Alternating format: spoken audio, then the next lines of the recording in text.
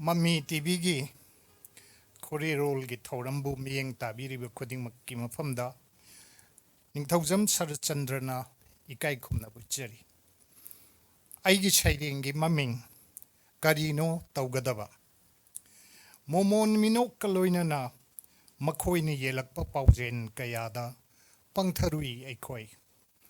ichak iran senani kauthok laukhiramle makhoina ngamna asang baningtha mathakta ichai chaikhaibi angang balaina kharasin natana leiram dare khoigini haiba amattasu kaubru thangjing lai maton tamna hankhre aikhoiga mari leina dabagum chen na chong na sanajaramba asang balabuk lamhang singna tathak linga sidie khoibu uraga liri khongdoi humlakpa malangi tanthada thek na nau na jagoi sharamba asangba phongna sing ukhidre sana phongna non tha lepsu humang mandang aujaba longmi sinmi sing makhut tungbun na lepkhre labuki chidaida tengthari labuk sing na lepnaidana angang balaina kayana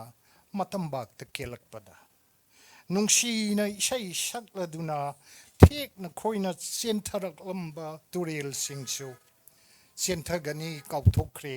angang balaina singna isel da tautharakpada karino hojik taugadaba namtha ki hu chelaba makhoida kok asi nongadra natraga mak aikhoi gi mangkhraba pumba hanjannaba angang balaina singbu tasin khomjin yomgadra nahongna na naukan phi na chetna punongpu ikai khumna bucheri aigi anisuba sairengi maming thirui malemimagi masai gonda luplui loktak lairembigi ironung dasu kakhatlui nomadon thajagi manaktasu phangba kaubalaite mabudi matik laiba ining thaugi khuya khadasu changjarui wayel kati paibasingi manaktasu chacharui takpira adomda chatlu asomda yengu phangba kaubadi laite mabu kaubrugi thangjingi maton lomna kajarui hangjarui maron marang taklabi mahusha imada kadaidabu leiribage mahakpu losilamba pigi irik khara pirei imada losilamba pigi irik khara pirei imana seloi lamai chingi maton da sukadana laujarui kadaida leibage hanjin masing khangdana khangau khomthang yaiba makai laurei nong khakpagum hangjau natomta apangba thiyu nasada akiba galoina na chenthare chingdondagi mikhap khangtok thoi isa pumba madune yengjai aina humang na pungchot cholamle punang kuramjari Mami TV sinba Khorirol gi tawram masida sereng amakak pathokjage ayaki mingna thonawjam Rameshwar Singh leifamna nagama pani aigi sereng maming pirang thamoi pirang kari gi sinthari pendrabrane na thamoi imanangi taibang maisalang napari kaya kaina namom chamagi mitlu pirang ihaurakpa kairabara palemgina thamoi nabuk thoki napari singni hanariba sunariba yanariba tupnariba tinahandrabani aningba apama mithingai mitop miyancha singna thurabani sarau langda yumdang basingi thawin sinda changlabani lin kangkada mayai kallaba mahu puraba lensing kamsillabani mayai kallaba mahu sing ichil inau singi marakta kauhallabani ima amattagi machani khangandrabani ima masak leihandrabani nungsiba haiba adu ichil inau singi marakta miyan marol lolingay miyan laison solingay miyan chinjak charingay haraw mathoi karingay ichin inaw singna khongrai satlingay horakle yumdang bana kainaba phamba challaga hippa challi matagum inthorakle nacha sing natambak tagi ima miyan cha mirei hatsingna minungsi yauda tamthina karigi sinthari thamoi pirang karigi kairugani imagi na thamoi taithokani thamoi pirang imagi punsinduna ikhoi ichin inausi leiring asisu nasagi thongna mangdri pangal loksing singkhigani imagi pirang gilaman chingmi tami napare singna khoji kha matada naupuna gibani palem amatana nauyok pikhibani saksa yuthak manabani phijet leiteng khenadabani chatmin narakhigani amuk lambi amatada chatmin narakhigani amuk lambi amatada chamin narakhigani amuk chakluk amatangda sanamin narakhri amuk punna nungsiraba imagi jaigoi nungsida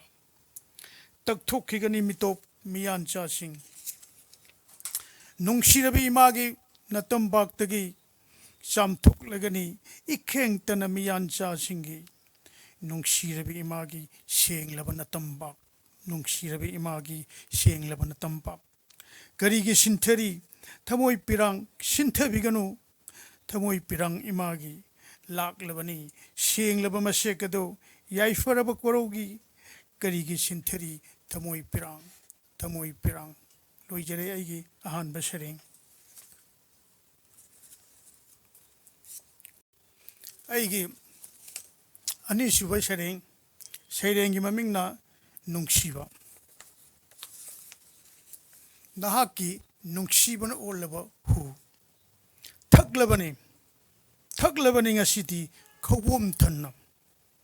nungsibana olaba hu ase nahaki yaukrasanu kallaba mayak ase thanung yongna yaukrasanu kallaba mahu ase thanung yongna sensin krasanu lutong sigli nauri khudingda nahaki nungsibana olaba hu asina on krasanu angangba iriksingsu amuba tongsasu sadongsu amuba ngakta amuba olabani isa pumnamak amuba ngakta nahaki nungsibagi mayai kallaba hu asina leitre aingonda hu chendraba sadong amatta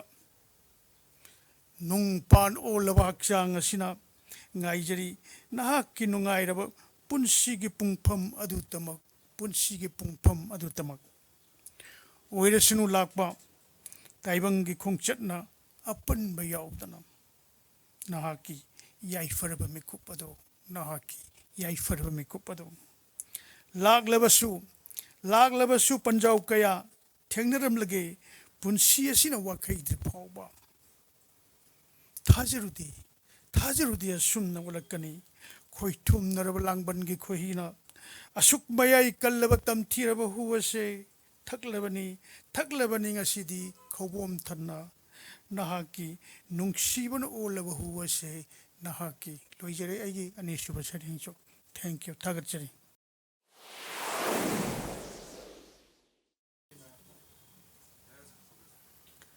Mami Tv bu miyeng tabiriba khwai khudimaki mafamda ikoknona khurumjari aigi serengi maming imagi naraibak nongan khibidi kuire nimit thorak tabada mangaire amam malaysil nong phaina kukrmale aikhoigi yumjau kaidongai lakani nungsiba leinam thajadraba mikuptu malangna humduna directly maira sangda imasing mainam pairaduna masa sing senari kok set seli sambul thoktri khwang chet lakli thongna handri khangdri kaidongai thorakani korau hanmana mamabu sakhangduna mam khidori ima leikoi pungse nakuttagi maira thado khiganu Kaurava न set खो नंगी लान फी Coke set खो ख्वांग set ला खो फम खिदौरी इसुमांग सिदा वाकत मिफम सत खिदौरी लेप्तना वाकत खोंगचत चेंगी मनम नाचोम गिलेनम मांगख्रे लोयने इचाई ख्रे लोयबा नायगनी थाजेद्रेने इमा नरायबक ओइख्रबा नुपी लानसे अैगी अहानबा सैरेंग लोइजरे अदुगा अैगी अनी सुबा सैरेंगना अैगा पुकनिंगा लांथेंगनाबा अैगी मित सिनदी फजबता येंगे तमा हाय अैने हाय अैगी मित्ता येंगनिंग लुनु फजबदो येकनबनी मीगी असोयब उरगा लयेंगसिना खतकदबगी त महोटनै अैने हाय अैगी लयेंगदा तिमिल लयो अपंगमनी खंगनगनो इसिनसिना अहावबता मचानिंगे अैने हाय अैगी चिंदा अहावबता खल्लुनु चाननबा नति हिंगनरिबसे अैगी इना अनीसिना मिवा तागदबगी त महोटनै अैने हाय अैगी ना अनीसिदा अफबता तासिलु फतबदी खतोखो अैगी इकोक असिना मवोन पंखंद मखल्ली अैना अैंगोंदा तत्तना निंगसिंगजै नंगना पामदबदो मिंगोंदसु तौरुगनो अै पुनो पुखरुमजरी Mami TV na lisang sitna chatha rakliba Khorirol gi thaurambu miyeng tabiriba punamakpu Subharani na khurumjari ayak na ngasi pathok sagadoriba sairengi maming amam babu angan bana ko halli amam babu angan bana ko halli angan bagi matau tamjeningai ni karamna amam bana ngalakani adubu amam ba leirambagi angan ba masu leirambani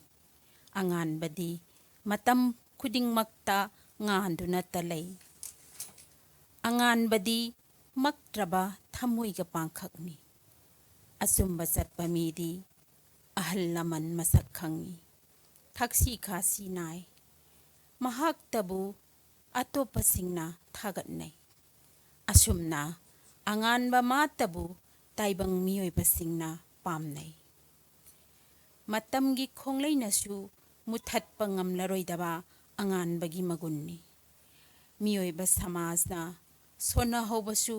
aphaba matani aphaba tauba miyoi dugi minglendi malemda mutnaidana lehauragani aigi ahanba saireng loisinjare ani shuba saireng amuk pathok sage sairengi mamingna pajeng phiral lepkhibani thamoidadi ngamge haina lan khutta khulai paiduna sokna balandi nattedo thamoi bu khudum chanduna yekna bagalanba tauduna thamoi bu khudum chanduna yekna bagalamba tauduna sokna ba thamoi gilan mai pakani khan chaklak khibani lan phamda karigi kiduna chengani chen phadaba lan phamni aidi mithibong mitambal su natte aidi mithibong mitambal su natte pangdaba michen su natte lan yaugani chongthorakibani lan ngam phiral thetlamdana karamnabu mai legisige soidana pajeng piral thetuna malemda masak taklamgani aiju taibang panda khongul amadi thamlamgani loisinjare aigi aroi sai kromjare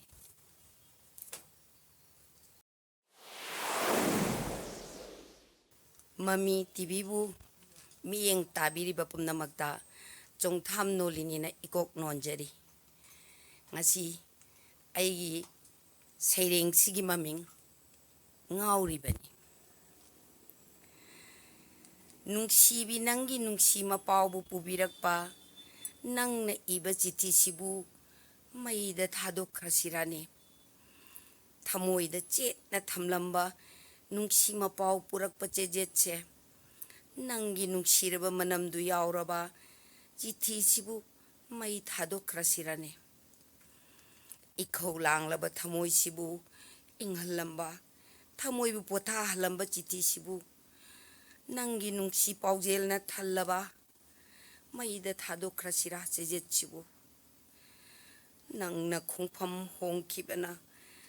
ꯇꯥꯏꯅꯔꯤ ꯃꯔꯥꯏꯕꯛ ꯊꯤꯔꯕ ꯆꯦꯖꯦꯠꯁꯤꯗ ꯅꯪꯅ ꯅꯥꯊꯩꯗꯨꯅ ꯆꯠꯈ꯭ꯔꯕꯗ ꯅꯪꯒꯤ ꯅꯨꯡꯁꯤ ꯃꯄꯥꯎꯕꯨ ꯄꯨꯕꯤꯔꯛꯄ ꯆꯦꯖꯦꯠꯁꯦ ꯃꯔꯥꯏꯕꯛ ꯊꯤꯔꯕ ꯀꯔꯝꯅ ꯊꯥꯗꯣꯛꯂꯁꯤꯒꯦ ꯃꯩꯗ ꯅꯨꯡꯁꯤꯕ ꯃꯅꯝꯅ ꯊꯜꯂꯕ ꯅꯪꯒꯤ ꯅꯈꯨꯠꯅ ꯏꯕ ꯆꯤꯊꯤꯁꯤꯕꯨ ꯀꯔꯝꯅ ꯃꯩꯗ ꯊꯥꯗꯣꯛꯀꯅꯤ ꯅꯪꯅ ꯉꯁꯤ ꯄꯤꯔꯝꯂꯤꯕ ꯆꯩꯅꯥꯁꯤꯅ ꯄꯨꯕ ꯉꯝꯗ꯭ꯔꯕ ꯊꯃꯣꯏꯁꯤꯅ ꯈꯥꯡꯂꯤ ꯅꯪꯕꯨ ꯆꯩꯅꯤꯡꯕꯒꯤ ꯃꯍꯨꯠ ꯍꯦꯟꯅ ꯑꯗꯨꯝ ꯅꯪꯒꯤ ꯅꯨꯡꯉꯥꯏꯕ ꯄꯨꯟꯁꯤꯒꯤ ꯃꯪꯒꯣꯜꯕꯨ ꯅꯤꯖꯔꯤ ꯆꯩꯐꯝ ꯅꯥꯏꯅ ꯅꯪꯅ ꯑꯩꯕꯨ ꯐꯨꯕꯤꯔꯝꯗ꯭ꯔꯕꯁꯨ ꯑꯊꯤꯕ ꯋꯥꯍꯩꯅ ꯑꯩꯕꯨ ꯆꯩꯕꯤꯔꯝꯗ꯭ꯔꯕꯁꯨ ꯑꯩꯗꯤ ꯀꯥꯏꯔꯦ ꯊꯃꯣꯏꯁꯦ ꯑꯩꯗꯤ ꯀꯥꯏꯔꯦ ꯑꯣꯟꯅ ꯊꯣꯏꯅ ꯈꯥꯡꯂꯤ ꯊꯃꯣꯏꯅ ꯑꯁꯨꯛ ꯇꯝꯊꯤꯈ꯭ꯔꯕ ꯅꯪꯒꯤ ꯂꯝꯆꯠꯄꯨ ꯑꯩꯅꯗꯤ ꯅꯪꯕꯨꯗꯤ ꯐꯠꯇꯦ ꯍꯥꯏꯔꯔꯣꯏ ꯅꯪꯅ ꯑꯩꯕꯨꯗꯤ ꯅꯨꯡꯁꯤꯕꯤꯗ꯭ꯔꯕꯁꯨ ꯑꯩꯅꯗꯤ ꯅꯪꯕꯨꯗꯗꯤ ꯀꯥꯎꯔꯔꯣꯏ ꯑꯃꯨꯛ ꯀꯥꯎꯒꯦꯁꯨ ꯈꯟꯈ꯭ꯔꯔꯣꯏ ꯂꯦꯟꯈ꯭ꯔꯒꯦ ꯄꯨꯟꯁꯤ ꯅꯪꯒꯤ ꯋꯥꯈꯜꯗ ꯁꯦꯠꯅ ꯈꯥꯏꯅꯕꯒꯤ ꯋꯥꯈꯜꯗꯨꯗ ꯑꯉꯥꯎꯕꯒꯤ ꯄꯥꯡꯈꯛ ꯑꯣꯏꯔꯕ ꯑꯩꯒꯤ ꯁꯛꯇꯝ ꯁꯥꯡꯂꯕ ꯑꯩꯒꯤ ꯈꯗꯥꯡꯒꯤ ꯀꯣꯏ ꯀꯛꯄꯤꯗ꯭ꯔꯕ ꯑꯩꯒꯤ ꯀꯣꯛꯀꯤ ꯁꯝ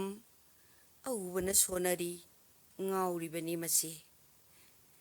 ꯀꯅꯥꯒꯤ ꯋꯥꯈꯜꯗ ꯀꯅꯥꯅ ꯉꯥꯎꯍꯟꯕꯅꯣ ꯅꯣꯡꯃꯇ ꯍꯪꯅꯗꯦ ꯉꯥꯎꯔꯤꯕ ꯑꯩꯁꯦ ꯍꯨꯃꯥꯡꯅ ꯆꯣꯠꯂꯕ ꯃꯜꯂꯕ ꯆꯤꯊꯤꯁꯦ ꯄꯥꯕ ꯊꯣꯛꯇ꯭ꯔꯕ ꯃꯌꯦꯛ ꯃꯨꯠꯈ꯭ꯔꯕ ꯆꯤꯊꯤꯁꯦ ꯇꯥꯎꯊꯈ꯭ꯔꯁꯅꯨ ꯉꯁꯤꯗꯤ ꯀꯜꯂꯕ ꯇꯨꯔꯦꯜꯒꯤ ꯆꯦꯜꯁꯤꯗ ꯄꯨꯈ꯭ꯔꯁꯅꯨ ꯂꯥꯞꯅ ꯎꯕ ꯐꯪꯗꯅ ꯂꯨꯞꯈ꯭ꯔꯁꯅꯨ ꯏꯔꯣꯜ ꯅꯨꯡꯗ ꯃꯥꯒꯤ ꯃꯄꯥꯎ ꯄꯨꯕ ꯆꯦꯖꯦꯠꯁꯦ ꯂꯨꯞꯈ꯭ꯔꯁꯅꯨ ꯏꯔꯣꯜ ꯅꯨꯡꯗ ꯑꯩꯒꯤ ꯑꯅꯤꯁꯨꯕ ꯁꯩꯔꯦꯡꯒꯤ ꯃꯃꯤꯡ ꯅꯤꯡꯁꯤꯡꯁꯤ ꯃꯈꯣꯏꯒꯤ ꯊꯧꯅꯥ ꯃꯍꯧꯁꯥ ꯂꯥꯏꯔꯦꯝꯕꯤꯒꯤ ꯅꯤꯡꯊꯤꯅ ꯐꯖꯔꯕ ꯏꯪꯅ ꯆꯤꯛꯂꯕ ꯃꯐꯝꯁꯤꯡ ꯇꯥꯏꯕꯪ ꯃꯤꯒꯤ ꯈꯣꯟꯖꯦꯜ ꯇꯥꯈꯤꯗ꯭ꯔꯕ ꯃꯐꯝꯅꯤ ꯁꯥ ꯀꯩꯒꯤ ꯃꯈꯣꯜꯇꯅ ꯊꯜꯂꯕ ꯏꯃꯥ ꯂꯩꯕꯥꯛꯀꯤ ꯂꯪꯗꯥꯏꯗ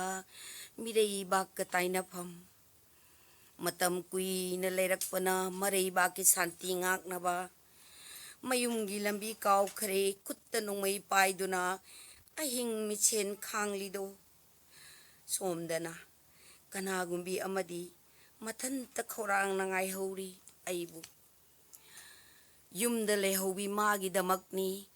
ꯂꯝꯗꯝꯁꯤꯗ ꯂꯩꯕ ꯃꯤꯑꯣꯏꯁꯤꯡꯒꯤ ꯏꯪꯅ ꯅꯨꯡꯉꯥꯏꯅ ꯇꯨꯝꯂꯤꯕ ꯀꯨꯝꯍꯩ ꯍꯔꯥꯎ ꯃꯔꯛꯇ ꯍꯔꯥꯎ ꯀꯨꯝꯍꯩ ꯃꯔꯛꯇ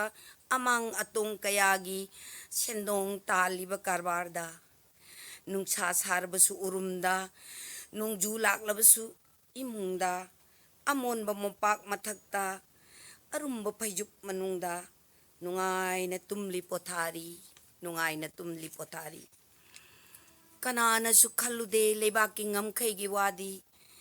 ꯀꯅꯥꯅ ꯁꯦꯟꯅꯔꯤ ꯉꯝꯈꯩꯗꯤ ꯀꯅꯥꯅ ꯉꯥꯛꯂꯤ ꯅꯤꯡꯈꯥ ꯇꯝꯕ ꯌꯦꯛꯅꯕꯅ ꯂꯥꯟꯁꯤꯟꯅꯔꯛꯂꯕꯗ ꯊꯋꯥꯏ ꯈꯨꯕꯥꯛꯇ ꯍꯥꯞꯇꯨꯅ ꯅꯣꯡꯁꯥ ꯂꯂꯥꯎ ꯂꯥꯎꯗꯨꯅ ꯊꯋꯥꯏꯅ ꯄꯣꯟꯊꯥ ꯑꯣꯏꯗꯨꯅ ꯊꯋꯥꯏ ꯊꯥꯔꯤꯗꯣ ꯃꯈꯣꯏꯗꯤ ꯊꯋꯥꯏ ꯊꯥꯔꯤꯗꯣ ꯃꯈꯣꯏꯗꯤ ꯅꯨꯄꯤ ꯏꯆꯥ ꯊꯤꯗꯅ ꯏꯃꯥ ꯂꯩꯕꯥꯛꯀꯤꯗꯃꯛ ꯅꯤꯡꯈꯥ ꯇꯝꯕꯒꯤ ꯐꯤꯔꯥꯜꯒꯤꯗꯃꯛ ꯃꯅꯤꯡ ꯇꯧꯅ ꯄꯥꯏꯔꯤꯕ ꯅꯤꯡꯈꯥ ꯇꯝꯕꯒꯤꯗꯃꯛ ꯇꯨꯝꯕ ꯆꯥꯕ ꯊꯤꯗꯅ ꯅꯣꯡꯖꯨ ꯅꯨꯡꯁꯥ ꯃꯔꯛꯇ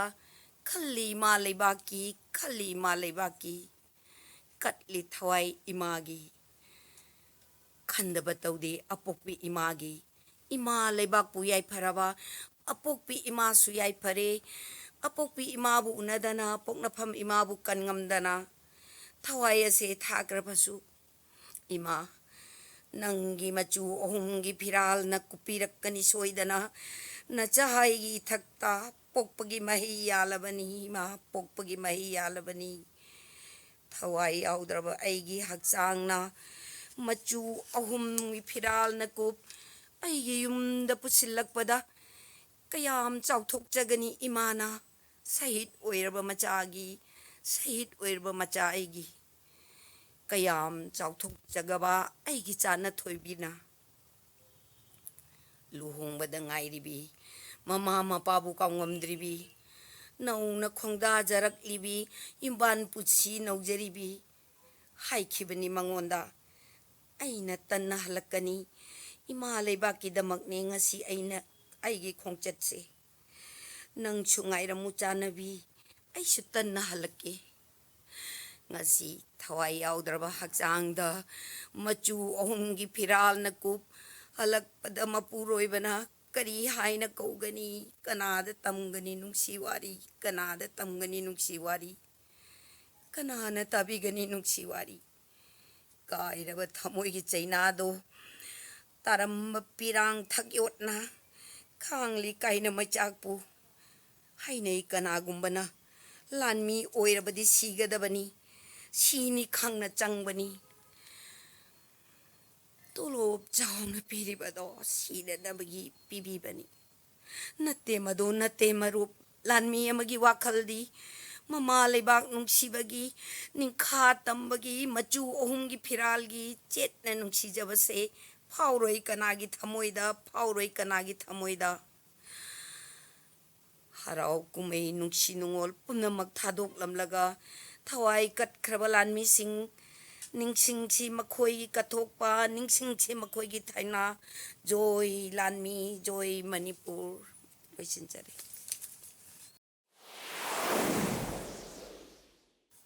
Mami TV bu miyang tabiribi khwai khuding makpu ningombam Maleiya Chanu na ikai khumna jeboloina na aigi saireng ani khaltang pajagani ahanba saireng asina hoigi matamgi matungina hojiki kaitharakliba natural gi ba khan siga mari lainana aigi penjadaba adu phongdokjabani soikiba lankiba yauragasu khwai khuding makna ngakpigani aigi sairengi maming tatphadraba mari he mahoksa kaubi lairembi kaujage nangu ima nangdi taibangbu yokjabini wahai mattasu phongdoktana wahai amattasu phongdoktana tuminna nuksuknana lepliba nadom tuminna kablibara kaina khrabra nahaki nungshiraba momonta nokjana chacharamba kaina khrabra nahaki nungshiraba momonta nokjana chacharamba kaiphadraba pantha taru kari su lainadrabra mari nasai gonda nauthi sajarambasi khikladre irik nungshibagi machu kayagi laikol sida nangi sangbanaraba fizol sing chakhrabra ngamna mairisina chakhrabra ngamna mairisina inglaba sana ahingba mangalna aki basaktam laurakle humlakle singdol wangmadagi tamthiraba akanba nonglei kapline tabada nangi upal wapal singna tengthabase masira mahai pokcherubagi miyoibabu nacha oiduna nungsirabi sing paturel sing kaplibara nakhoisu hikna asibagi lambida mathang pareng lengduna salibara sakladre isai su nungsibagi pombi sekla singi yakairol chen khre ngamnamak saji sangai musillagle khongul taibang sidagi kari budi taurugani tuso narabasingna kari budi taurugani tuso narabasingna lauja khongjabasi nattana ꯁꯤꯊꯔꯦ ꯈꯣꯟꯖꯦꯜꯁꯦ ꯀꯞꯄꯗ ꯅꯪꯒꯤꯗꯃꯛ ꯇꯦꯡꯊꯥꯖꯕ ꯌꯥꯆꯪꯂꯛꯄꯁꯤꯗ ꯀꯩꯗꯧꯔꯨꯅꯤ ꯂꯥꯎꯖꯕꯗꯤ ꯏꯊꯟꯇꯅ ꯍꯤꯡꯆꯥꯕꯁꯤꯡꯒꯤ ꯈꯣꯜꯂꯥꯎ ꯃꯔꯛꯁꯤꯗ ꯈꯪꯗ꯭ꯔꯤꯅꯦ ꯀꯅꯥꯁꯨ ꯊꯣꯛꯂꯛꯀꯗꯧꯕ ꯏꯁꯥꯅ ꯏꯁꯥꯕꯨ ꯍꯥꯠꯇꯣꯛꯆꯕꯗ ꯅꯠꯇꯦ ꯁꯤꯃꯤꯟꯅꯕꯅ ꯏꯊꯧꯗꯥꯡ ꯍꯤꯡꯃꯤꯟꯅꯕꯅ ꯏꯊꯧꯗꯥꯡꯅꯤ ꯑꯩꯈꯣꯏꯒꯤ ꯏꯃꯥ ꯅꯪꯅ ꯃꯥꯡꯈꯤꯕꯗ ꯏꯃꯥ ꯅꯪꯅ ꯃꯥꯡꯈꯤꯕꯗ ꯃꯥꯡꯈ꯭ꯔꯕꯅꯤ ꯑꯩꯈꯣꯏꯁꯨ ꯉꯝꯅꯃꯛ ꯌꯥꯔꯣꯏ ꯆꯠꯈꯤꯅꯨ ꯏꯃꯥ ꯌꯥꯔꯣꯏ ꯆꯠꯈꯤꯅꯨ ꯏꯃꯥ ꯃꯥꯂꯦꯝ ꯂꯩꯀꯣꯏ ꯄꯨꯡꯁꯤꯗꯒꯤ ꯅꯪꯅ ꯃꯥꯡꯈꯤꯕꯗ ꯃꯨꯠꯈ꯭ꯔꯅꯤ ꯏꯃꯥ ꯅꯪꯅ ꯃꯥꯡꯈꯤꯕꯗ ꯃꯨꯠꯈ꯭ꯔꯒꯅꯤ ꯅꯨꯃꯤꯠ ꯊꯥ ꯊꯋꯥꯟꯃꯤꯆꯥꯛꯁꯤꯡ ꯂꯦꯞꯈ꯭ꯔꯅꯤ ꯂꯤꯔꯤ ꯅꯥꯝꯃꯤꯕꯁꯨ ꯇꯠꯈ꯭ꯔꯅꯤ ꯂꯥꯏꯖ ꯏꯆꯦꯜꯁꯨ ꯁꯤꯈ꯭ꯔꯅꯤ ꯁꯛ ꯎꯕ ꯐꯪꯗꯅ ꯑꯍꯤꯡꯕ ꯇꯥꯏꯕꯪ ꯂꯩꯔꯔꯣꯏ ꯆꯦꯜꯂꯝꯂꯒꯦ ꯄꯥꯎꯖꯦꯜ ꯀꯟꯊꯤ ꯊꯣꯛꯅ ꯄꯣꯛꯆꯃꯟꯒꯤ ꯁꯤꯟꯊꯥ ꯄꯥꯡꯗꯨꯅ ꯍꯤꯡꯍꯜꯂꯨ ꯏꯃꯥꯕꯨ ꯍꯤꯡꯍꯜꯂꯨ ꯅꯆꯥꯁꯤꯡꯒꯤ ꯄꯨꯟꯁꯤ ꯅꯨꯡꯁꯥꯡꯅꯅꯕ ꯃꯃꯥ ꯌꯥꯎꯗꯅ ꯃꯆꯥꯁꯤꯡꯅ ꯀꯩꯗꯧꯅꯨꯡꯗ ꯍꯤꯡꯕ ꯑꯣꯏꯊꯣꯛꯇꯦ ꯂꯥꯎꯔꯝꯒꯦ ꯂꯩꯖꯕꯤ ꯈꯣꯟꯊꯣꯛꯇ ꯍꯤꯡꯍꯧꯅꯅꯕ ꯍꯤꯡꯃꯤꯟꯅꯔꯤꯕꯁꯤꯡꯒꯤ ꯍꯤꯡꯕꯅ ꯄꯨꯝꯅꯃꯛꯀꯤ ꯌꯥꯏꯐꯕꯅꯤ ꯍꯤꯡꯍꯜꯂꯨ ꯍꯤꯡꯈꯤꯁꯤ ꯍꯤꯡꯃꯤꯟꯅꯈꯤꯁꯤ ꯃꯃꯥ ꯃꯆꯥ ꯑꯅꯤꯒꯤ ꯇꯠꯐꯗ꯭ꯔꯕ ꯃꯔꯤ ꯑꯅꯤꯁꯨꯕ ꯁꯩꯔꯦꯡ ꯑꯁꯤꯅ ꯑꯩꯈꯣꯏꯒꯤ ꯃꯤꯌꯥꯝꯅꯗꯤ ꯋꯥꯔꯧꯕꯤꯔꯣꯏ ꯑꯩꯈꯣꯏꯒꯤ ꯂꯩꯉꯥꯛ ꯃꯄꯨꯅꯁꯨ ꯋꯥꯔꯧꯕꯤꯔꯣꯏ ꯍꯥꯏꯅ ꯈꯪꯖꯩ ꯃꯇꯝ ꯑꯃꯒꯤ ꯂꯩꯉꯥꯛꯂꯣꯟ ꯍꯥꯏꯕ ꯇꯥꯔꯦ ꯑꯗꯨꯒ ꯍꯧꯖꯤꯛꯀꯤ ꯈꯦꯠꯅꯕꯁꯤꯗ ꯑꯩꯅ ꯁꯨꯝ ꯍꯥꯏꯖꯕ ꯇꯥꯔꯦ ꯑꯩꯅ ꯄꯦꯟꯗꯕ ꯍꯥꯏꯗꯤ ꯃꯃꯥꯡꯒꯤ ꯑꯩꯈꯣꯏꯒꯤ ꯊꯥꯏꯅꯒꯤ ꯆꯠꯅ ꯄꯊꯥꯞꯇꯨ ꯂꯩꯉꯥꯛꯂꯣꯟꯒꯤ ꯅꯤꯌꯣꯝꯗꯨ ꯍꯧꯖꯤꯛꯀꯤ ꯃꯇꯝꯁꯤꯗ ꯑꯣꯏꯔꯒꯗꯤ ꯑꯩꯅ ꯅꯨꯡꯉꯥꯏꯖꯒꯗ꯭ꯔꯥ ꯏꯊꯟꯇ ꯁꯨꯝ ꯑꯩꯒꯤ ꯄꯦꯟꯗꯕꯒꯤ ꯈꯣꯜꯂꯥꯎꯅꯤ ꯑꯗꯣ ꯀꯅꯥꯒꯨꯝꯕ ꯃꯤꯑꯣꯏ ꯑꯃꯠꯇꯗ ꯑꯩꯅ ꯄꯦꯟꯗꯕꯗꯤ ꯂꯩꯖꯗꯦ ꯑꯗ ꯄꯨꯝꯅꯃꯛꯅ ꯉꯥꯛꯄꯤꯒꯅꯤ ꯑꯅꯤꯁꯨꯕ ꯁꯩꯔꯦꯡꯒꯤ ꯃꯃꯤꯡ ꯑꯗꯨꯉꯩꯗꯣ ꯄꯥꯝꯖꯔꯛꯏꯗ ꯑꯗꯨꯉꯩꯗꯣ ꯀꯜꯂꯛꯏꯗ ꯄꯥꯝꯃꯨꯏꯗ ꯊꯥꯏꯅꯩ ꯃꯇꯝꯗꯣ ꯍꯤꯡꯍꯜꯂꯨ ꯍꯥꯏꯕꯗ ꯋꯥꯔꯗꯧꯕ ꯍꯜꯂꯛꯂꯔꯣꯏ ꯈꯜꯂꯨꯕꯗ ꯋꯥꯈꯜꯁꯤꯗ ꯑꯗꯨꯉꯩꯗꯣ ꯄꯥꯝꯖꯔꯛꯏꯗ ꯑꯉꯝꯕꯒꯤ ꯑꯆꯨꯝꯕ ꯃꯤꯠꯌꯦꯡꯈꯥꯗ ꯂꯩꯇꯦꯝ ꯃꯥꯟꯅꯅ ꯇꯦꯝꯈꯤꯕ ꯑꯊꯣꯏ ꯑꯍꯦꯟ ꯂꯩꯈꯤꯗꯕ ꯋꯥꯌꯦꯜ ꯊꯧꯗꯥ ꯀꯥꯡꯂꯣꯟꯗꯣ ꯑꯗꯨꯉꯩꯗꯣ ꯄꯥꯝꯖꯔꯛꯏꯗ ꯇꯥꯎꯍꯨꯏꯔꯦꯡ ꯑꯍꯟꯕ ꯃꯁꯥꯕꯤꯒ ꯁꯅꯥ ꯈꯣꯝꯗꯣꯟ ꯑꯇꯣꯟꯕꯒ ꯑꯍꯤꯡ ꯅꯨꯡꯊꯤꯜ ꯂꯩꯉꯥꯛꯄꯗ ꯂꯩꯕꯥꯛ ꯍꯨꯞꯅ ꯋꯥꯌꯦꯟꯈꯤꯕ ꯑꯗꯨꯉꯩꯗꯣ ꯄꯥꯝꯖꯔꯛꯏꯗ ꯋꯥꯆꯨꯝ ꯉꯥꯡꯕ ꯇꯥꯟꯅꯕꯗ ꯇꯨꯡ ꯍꯟꯗꯨꯅ ꯆꯦꯟꯈꯤꯗꯕ ꯉꯥꯡꯊꯣꯛꯈꯤꯕ ꯌꯥꯋꯥꯅ ꯂꯩꯈꯥ ꯇꯥꯅ ꯃꯥꯡꯍꯟꯈꯤꯗꯕ ꯑꯗꯨꯉꯩꯗꯣ ꯄꯥꯝꯖꯔꯛꯏꯗ ꯑꯗꯨꯉꯩꯗꯣ ꯄꯥꯝꯖꯔꯛꯏꯗ ꯀꯦꯒꯦ ꯀꯪꯂꯥ ꯁꯅꯥꯃꯥꯡꯗ ꯌꯣꯡꯂꯩ ꯃꯦꯂꯩ ꯅꯥꯏꯈ꯭ꯔꯕꯁꯨ ꯌꯥꯎꯈꯤ ꯑꯇꯣꯟꯕꯒꯤ ꯃꯤꯍꯨꯠꯁꯨ ꯆꯥꯎꯕ ꯊꯣꯡꯂꯦꯟ ꯑꯉꯝꯕ ꯑꯗꯨꯉꯩꯗꯣ ꯄꯥꯝꯖꯔꯛꯏꯗ ꯃꯩꯗꯤꯡꯉꯨ ꯃꯣꯡꯌꯥꯝꯕ ꯃꯍꯥꯛꯊꯛ ꯈꯥꯒꯤ ꯃꯣꯏꯗꯅ ꯃꯤꯍꯤꯡꯆꯥꯕꯨ ꯃꯤꯇꯩ ꯏꯇꯤꯛ ꯈꯪꯍꯟꯗꯨꯅ ꯇꯥꯏꯕꯪ ꯊꯋꯥꯏ ꯂꯥꯟꯕꯤꯈꯤꯕ ꯑꯗꯨꯉꯩꯗꯣ ꯄꯥꯝꯖꯔꯛꯏꯗ ꯄꯨꯋꯥꯔꯤꯒꯤ ꯇꯥꯡꯀꯛ ꯀꯌꯥꯔꯛꯇ ꯊꯦꯡꯈꯥꯡ ꯏꯃꯥꯕꯨ ꯅꯝꯂꯧ ꯂꯧꯅꯕ ꯍꯣꯠꯅꯕꯗ ꯊꯧꯅꯥ ꯂꯩꯅ ꯃꯥꯌꯣꯛꯅꯈꯤꯕ ꯑꯗꯨꯉꯩꯗꯣ ꯄꯥꯝꯖꯔꯛꯏꯗ ꯑꯗꯨꯉꯩ ꯑꯋꯥꯒꯤ ꯃꯈꯥ ꯄꯣꯜꯂꯤꯉꯩ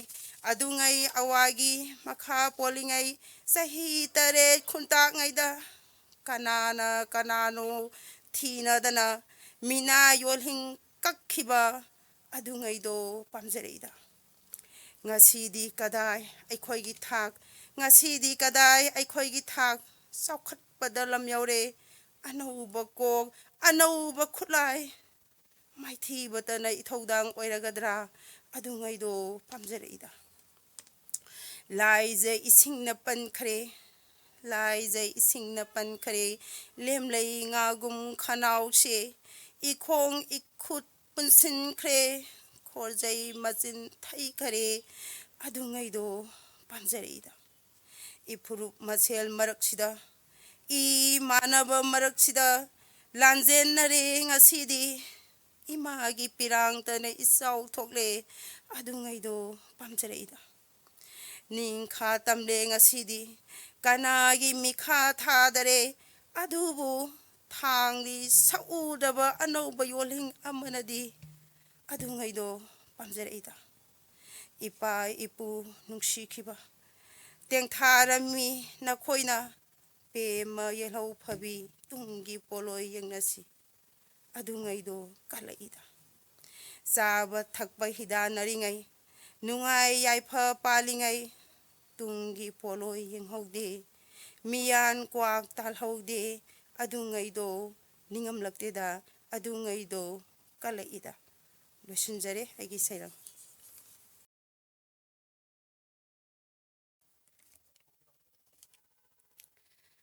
Mami TV bu yengbiriba khwai punamak pu khurumjari ngasi Mami TV gi mafamda kongbrai lapram Gangarani na lanthoksagadoriba ahanba sereng asigi maming hingjage iramdamgi laklabasida ngasi April gi saitha kulhumdoi nawhona amuk ihau halle nungsi ithak kathokpagi thauna nungsi ithak imabu nungsibagi ithak thawaibu pithokhibagi sinage lepkhibado thawaiga ningtambaga haikhibadai khankhibadai nakoina mikha pona sahi chama hingbadai ningtamna nongmatang hinglamge khanbada nate ngambasu ngamki pitokhiba thawai oikhiba thawai na pontha khalli pongjeri aisu adugumba thauna lingjel leiba ipa ipu singdugi macha masuni ngambatadi oihanbiu makhoigi khudung injaba loisinjaba lan ase angangbana sangliba ireipaki machuse mitambalgi sangjage angaubo machuna santigi ingtapagi irikna angangbana sangliba ireipaki machuse mitambalgi sangjage angaubo machuna santigi ingtapagi irikna nijari ipa ipusingda nasana naisingna ireibaki damak sibabudi ireibaki damak hingba ngamhanbiu hingliba punsise katsage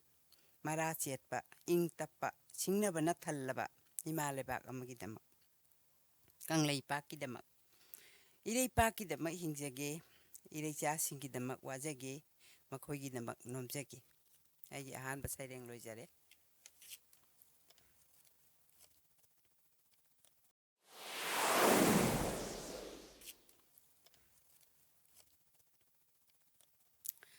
aigi ani shuba saireng asina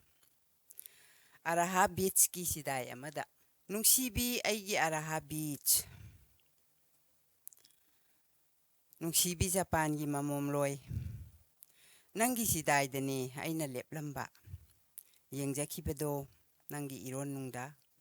samtharakliba koraugi sanarupana harauna nanga sanakhibado harau tayam jakhibani koraudo tillabada nangi nungsi ipakta sanazarabada kekulotpi nangi lura laijada harau mathoi kajana nangna taramna okjakhi jejet konjakhi mabu ithak matagi oijakhi chiklaba ahingdo arahagi sanarupa amadi ipak irel amata oikhi lenminnakhi ahingdo ngairaduna chingkhai hulakpa anganbana khurup tharakpa loijare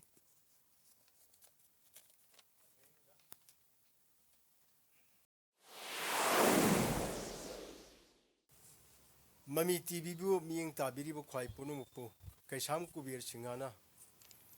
khurumjari saireng ani khaktang mayangmi mafamda lanthokjage aigi ahanba saireng yekpiu aigi saktam famle ai nangi namangda yekpa haiba he la yekpa namangda famliba ai se yengbiu munna yamna munna chithadana aigi maithong gi sarukta laibak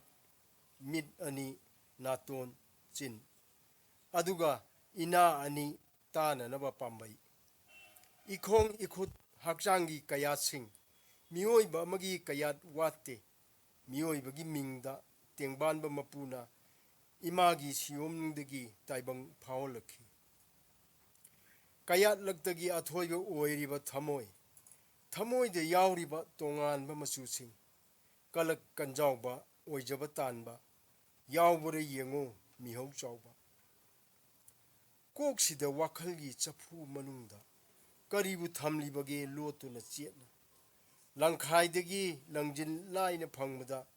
chingba yabagum langla singdu laina yauribani masing thingamdaba kaya tabari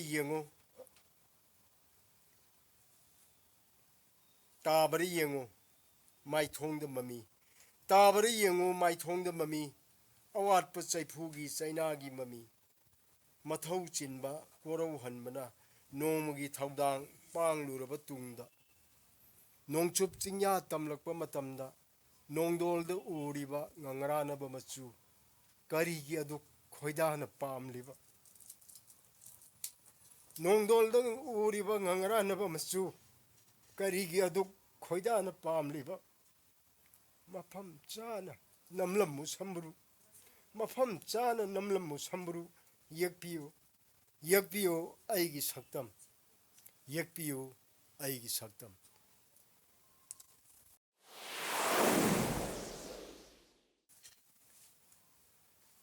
ani soba aigi sereng upal thasi haipalgi upal chaba yaba uhai panba haikru hainau haining haikha champra komla thaibong malai khut thekpada luoidaba haipal pambi lambi gi mataida mayai khaibada lobuk lamhang sabal singmaida isang changansi imang manghansi tekhat hansi hakchang nungai hansi wakhal haipal na hairang palamdai mapal sarakpada haipalgi mapalgi manam silakpada manam maraktuda amukta tauhansi mapalgi lahi khoma pairakpa haing khoi ngangbagi khonjelna nilhansi haing khoi upudagi loksi khoi hidak semsi hakchang phahansi senmilon phagani awat paminani chaba ngamloi hairangching lemgani liduna thamsi akangba oina mahi oina mapang oina makhal kayagi chanaba mathelda upal thasi haipal upal thasi amugana khurumjari